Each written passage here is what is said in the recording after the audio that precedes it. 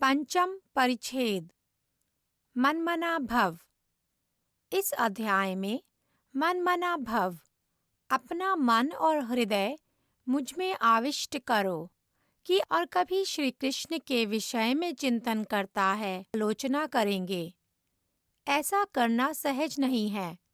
मन को किसी वस्तु में आविष्ट करने के लिए यह आवश्यक है कि नेत्र, कान आदि समस्त इंद्रियां भी केवल उसी वस्तु पर केंद्रित हों। परंतु हमारा मन कभी विषयों में विचरण करता है और कभी श्री कृष्ण के विषय में चिंतन करता है। इसीलिए यह अनियंत्रित मन है। यही हमारी बद्ध अवस्था है।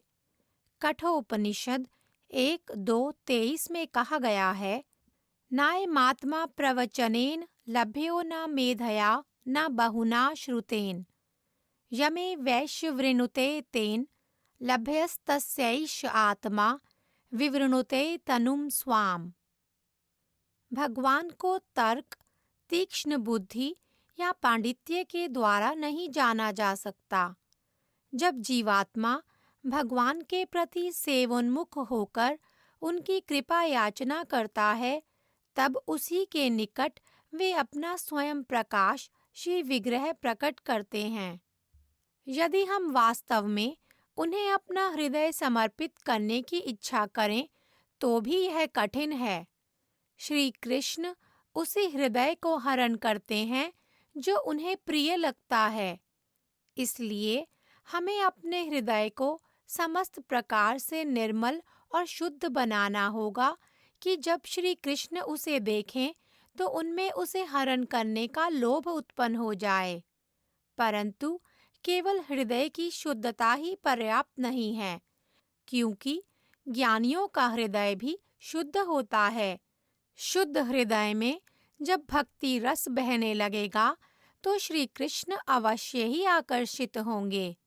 श्री कृष्ण ने किस प्रकार एक गोपी के हृदय को चुराया, इसका यहाँ वर्णन किया जा रहा है। यह पूर्व राग में गोपियों की तन्मयता का प्रसंग है। श्री कृष्ण प्रतिदिन की भांति सखाओं के साथ वंशी वादन करते हुए गोचारण में जा रहे थे। उनका वर्ण नवजलधर मेघ के वर्ण के समान था।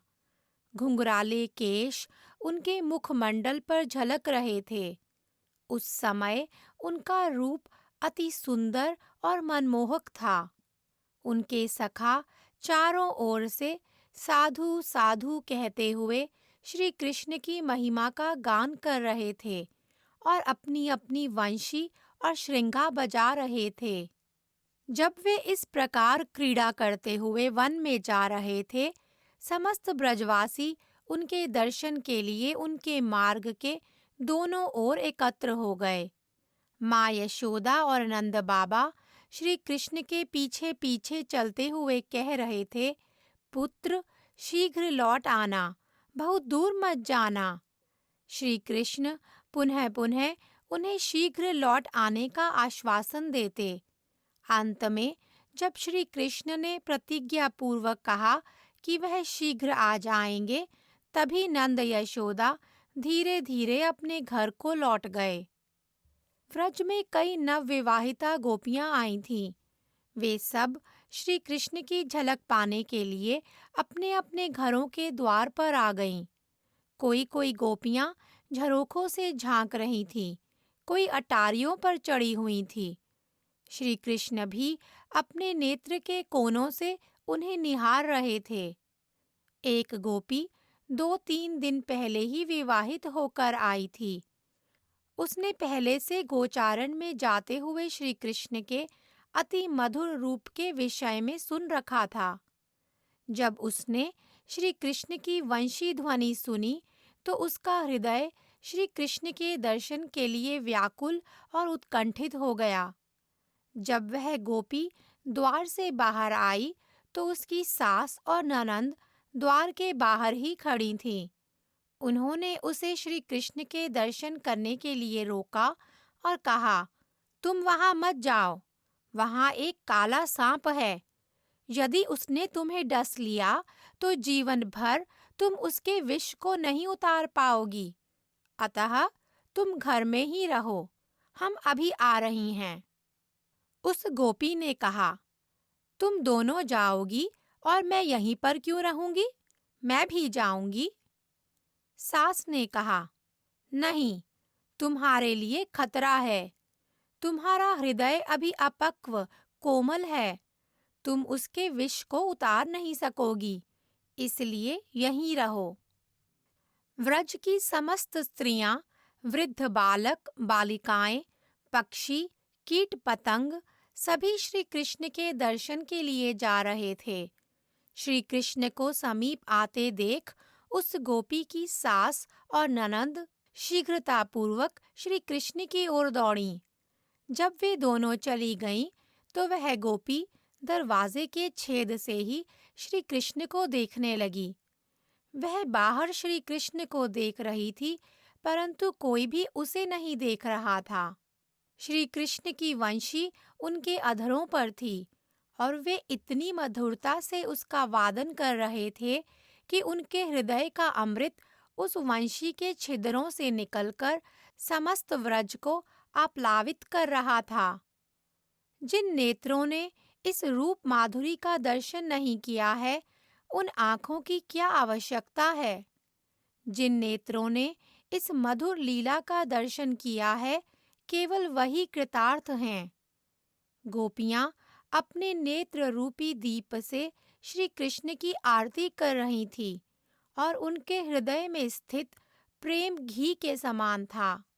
उनके प्रेम प्रज्वलित नेत्र श्री कृष्ण के चारों ओर घूम रहे थे और प्रेम पूर्ण कटाक्षों द्वारा उनकी आरती उतार रहे थे। अति आनंद पूर्वक, कुछ लज्जा सहित श्री कृष्ण ने उन सबके प्रेम को स्वीकार किया। ऐसा होने पर श्री कृष्ण उस नवेली वधू के घर के द्वार की ओर देख रहे थे।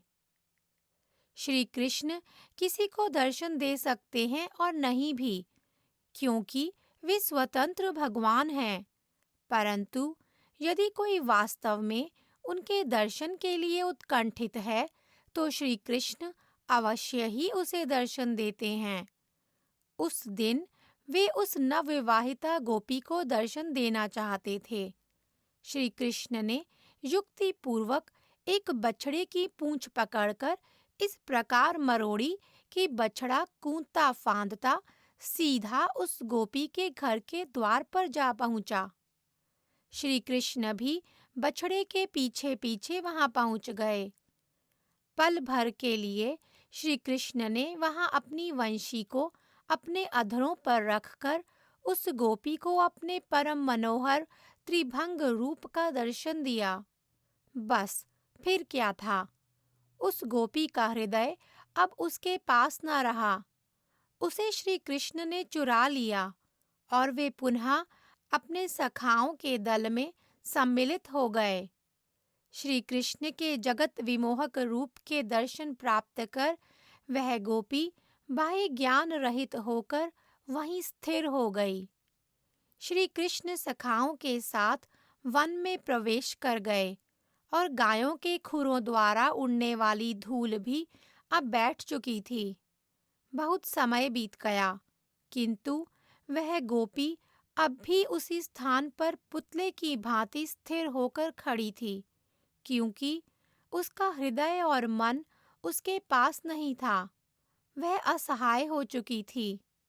उसकी सास जब वहां आई, तो उसके शरीर को झकझोरते हुए उसने कहा, वही हुआ जिसका मुझे भय था।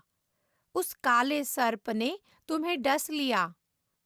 उसका मन कहीं और जाए, इसलिए सास ने उसे आदेश दिया कि तुम मटके में रखी दही से मक्खन निकालो। उस नववधू ने दही का मटका समझकर सरसों के मटके को उठा लिया, क्योंकि अब भी वह पूर्ण चेतन नहीं हुई थी। उसी सरसों को दही समझकर वह मथने लगी। पूर्ण बाह्य ज्ञान नहीं होने के कारण कभी वह सरसों मथने लगती तो कभी रुक जाती। इसलिए कभी तो कर्कश ध्वनि होती और कभी वह ध्वनि बंद हो जाती। जब उसकी सास का ध्यान इधर आया तो उसने सरसों मथना बंद करवा दिया। सास ने उसके सिर पर एक के बाद एक पानी के 3 मटके रख दिए, हाथ में पानी भरने के लिए रस्सी और गोद में एक छोटा बच्चा दे दिया और कहा कि कुएं से पानी भर लाओ। वह नववधु पानी भरने के लिए कुएं पर गई, किंतु अपनी स्वाभाविक दशा में नहीं होने के कारण उसने घड़े को नीचे रख दिया और वह घड़े के स्थान पर उस बच्चे के गले में रस्सी लगाने लगी।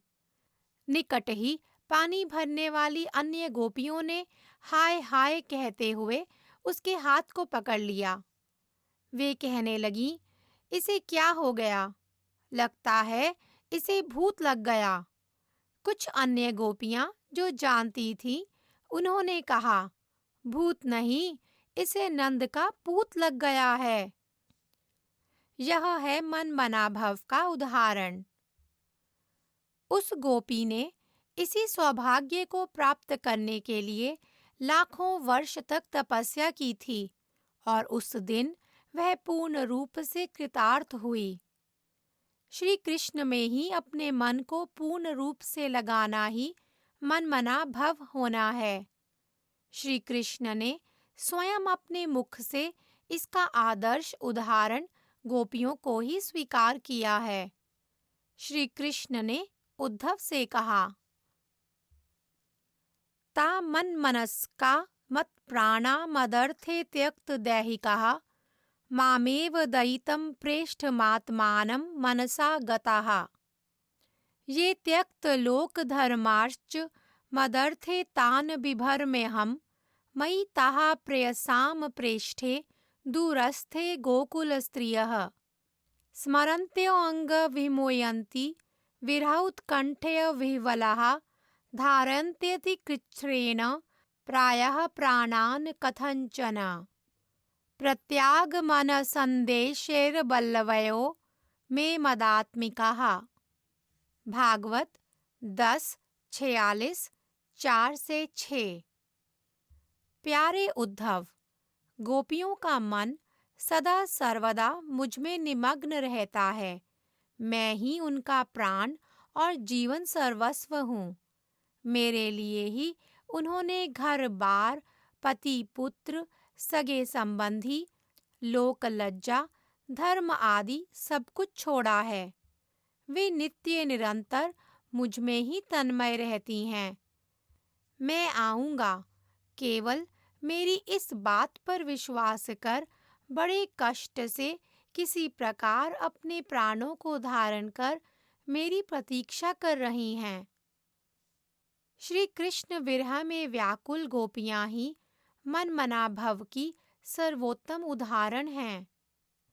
गीता के अंत में श्री कृष्ण मनमना भव श्लोक की अवतारणा करते हुए जब वे कहते हैं कि सर्वदा मेरा ध्यान करो, तब वे अपने कामदेव को भी मोहित करने वाले श्याम सुंदर स्वरूप की ओर इंगित करते हैं।